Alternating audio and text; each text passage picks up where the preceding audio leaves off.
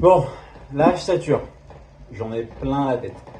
Les pensées fusent, l'anxiété qui grimpe, les tâches qui s'empilent. Franchement, là, j'aurais juste envie de la solution que je connais depuis des années. Non, non, non, non, TD artiste. C'est exactement le piège dans lequel tombent beaucoup d'entre nous les TDAH. Sur le moment, ça soulage, mais derrière, ça fait exploser tout ce qui nous fragilise déjà. Déjà, avant de te parler des méfaits du cannabis, je vais me présenter un petit peu personnellement parce que je crée une chaîne YouTube avec enthousiasme. Donc, je te prie de me laisser me présenter. Moi, c'est Chris. Pendant des années, j'ai galéré avec ce qu'on appelle aujourd'hui mon TDAH. Désorganisation permanente, procrastination chronique, difficulté à passer à l'action, planifier, décider, juste prioriser et même réfléchir convenablement. Hypersensibilité émotionnelle, crise de larmes, conflit relationnel avec mes ex-compagnes, ma famille, bref, et des périodes de dépression, je t'en parle même pas. Et surtout, culpabilité de me sentir incapable d'avancer dans ma vie. J'ai longtemps cru que c'était ma faute, je manquais de volonté, j'étais faible et paresseux. Puis, il y a 2 ans, le diagnostic est tombé. TDAH. Et là, tout a commencé à s'éclairer. J'ai compris que mon cerveau n'était pas défectueux, mais qu'il fonctionnait selon des règles différentes. Donc moi, ce qui a marché pour moi, ce qui a complètement changé ma vie, ça a été déjà un traitement médicamenteux, la Ritaline. Je suis pas là pour lancer un débat sur les médicaments, on en parlera plus tard, mais je parle de mon expérience personnelle. Et ça m'a beaucoup aidé, en fait, à jouer sur la dopamine. Donc j'ai créé cette chaîne pour vous partager tout ce que j'aurais aimé savoir bien plus tôt. Voilà, comment fonctionnent les mécanismes de la dopamine, comment on peut s'organiser, comment on peut vivre avec un TDA en étant heureux. Un cerveau TDA, c'est pas juste être distrait, c'est un vrai dérèglement neurochimique. Notre système dopaminergique fonctionne mal. La dopamine, c'est la molécule de la motivation, de l'initiative, du plaisir à l'effort. Chez nous, la dopamine, c'est schématisé, mais elle est trop faible, mal distribuée, libérée peut-être au mauvais moment.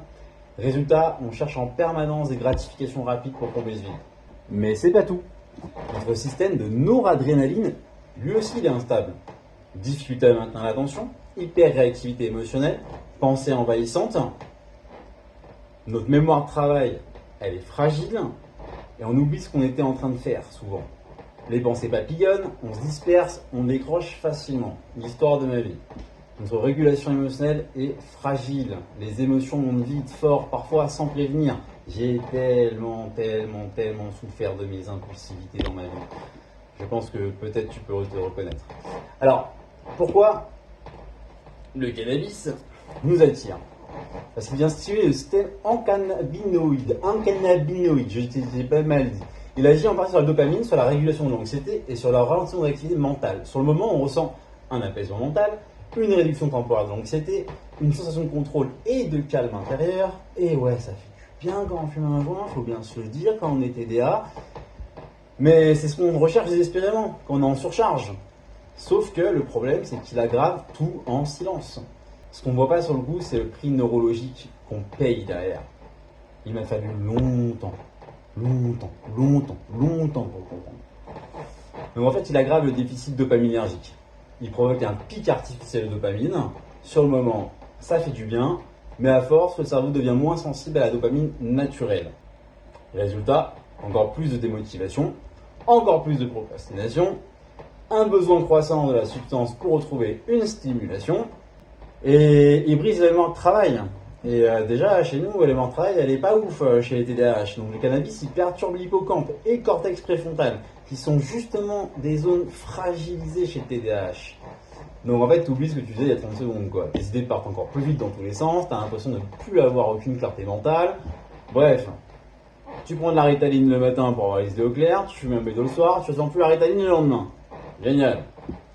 Ensuite, il sabote la régulation émotionnelle. Au début, il calme l'anxiété. Mais sur le long terme, il entraîne un effet rebond anxieux. L'anxiété revient plus fort. L'instabilité émotionnelle augmente. L'humeur devient plus fragile. Et en plus, tu deviens dépendant de la fuite. Au lieu d'apprendre à gérer tes émotions, tu les anesthésies. Au lieu de construire des compétences d'autorégulation, tu bloques tout développement intérieur. En fait, c'est comme si tu appuies sur pause dans un jeu vidéo, où le boss continue d'attaquer en arrière-plan. Tu crois que tu as figé le problème, mais il continue de te démonter pendant que tu regardes ailleurs. Ici, sur cette chaîne, on va apprendre à faire autrement. On va essayer, je vais essayer, en essayant d'être humble, je vais faire de mon mieux pour essayer qu'on apprenne ensemble autrement, à comprendre comment fonctionne notre cerveau TDAH, à réguler nos émotions avec des outils concrets comme l'EFT, j'en reparlerai après, sortir du cercle vicieux de la honte, de la fuite, du blocage, parce qu'on a galéré, on a douté, ici on apprend à transformer notre chaos en puissance. Bienvenue dans la tribu des TDA artistes. Toi, si tu veux apprendre à piloter ton cerveau, abonne-toi, active la cloche et partage ces vidéos à ceux qui galèrent.